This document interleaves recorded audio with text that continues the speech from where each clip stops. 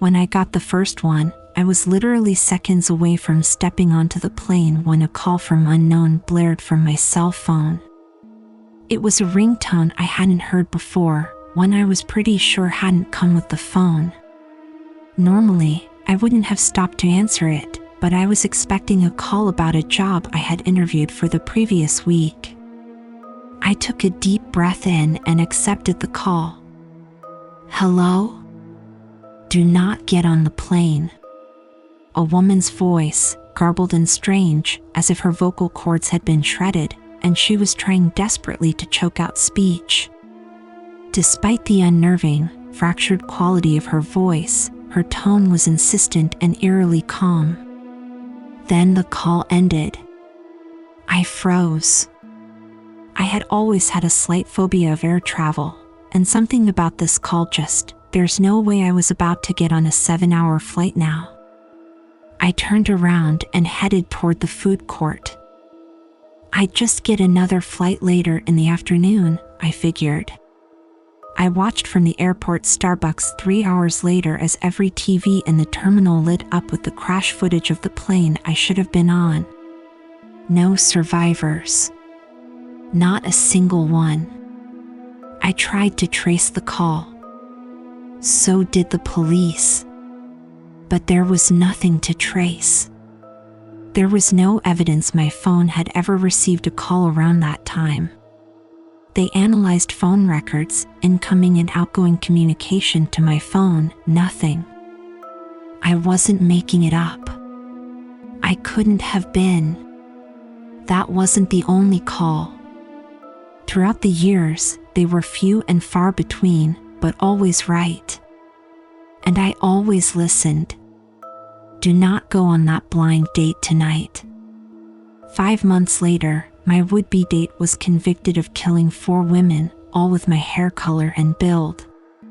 Found them in a shallow grave about 250 feet from the diner he offered to take me to. Do not drive to the concert tonight. 18-wheeler lost control and plowed into a line of cars. Every driver crushed. Every driver killed.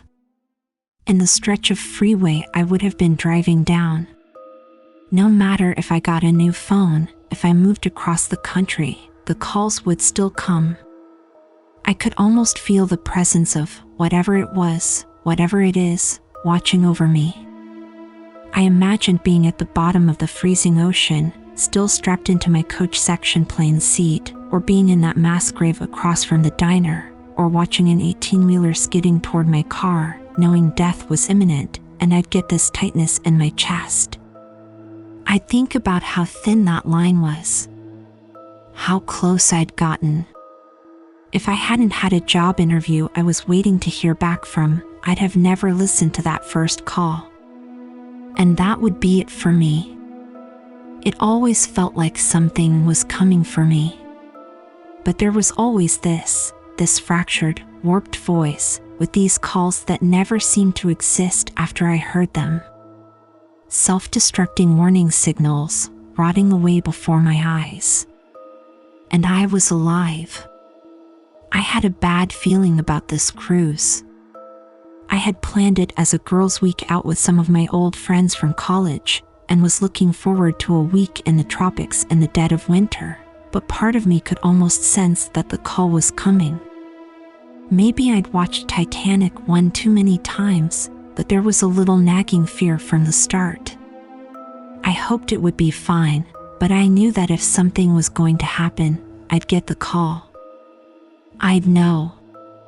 Now, a week before I'm set to go on the cruise, after stepping into my apartment after returning from dinner with a friend, I notice my cell has a message from unknown. They've never had to leave a message before. Haven't checked it all night. Damn it, and I had really wanted to go on that cruise, too. Well. Not worth whatever horrific fate awaited me in that cold, dark ocean. I click play message, and feel my stomach drop as I listen to the voice, sounding horrifically distorted, as if it emanates from a throat slashed to ribbons, crackling with more urgency than ever before. I look around my apartment as the voice on the phone repeats the same phrase over and over again. Do not come home after dinner tonight. Do not come home after dinner tonight. Do not come home after dinner tonight.